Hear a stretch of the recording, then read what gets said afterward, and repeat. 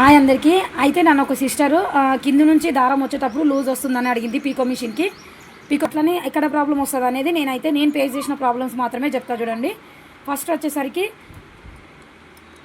మనము బాబిన్ ఈ విధంగా పెట్టుకుంటాం కదా, ఇక్కడ ఏదన్నా ఈ లోపల ఉంటుంది కదా, ఈ లోపల ఏదన్నా దారం ఇరుక్కున్నప్పుడు కూడా మనకు లూజ్ అయితే వస్తుంది, కుట్టు లూజ్ వస్తుంది.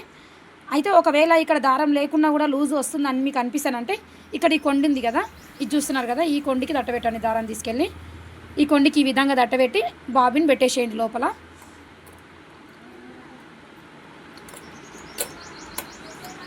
అయితే ఆ విధంగా మనం పెట్టేసినంటే దారం అనేది మంచిగా టైట్ వస్తుంది కింద నుంచి.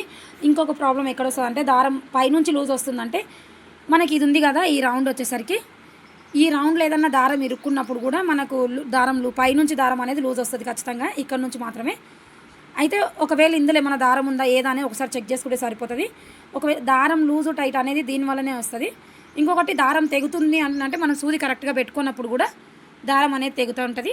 కాబట్టి ఇవి రెండు ఈ విధంగా చూసుకుంటే సరిపోతుంది. నేను ఇప్పటివరకు అయితే గివే ప్రాబ్లమ్స్ ఫేస్ చేసిన, కాబట్టి ఇవి మాత్రమే చెప్తున్నాను అనమాట.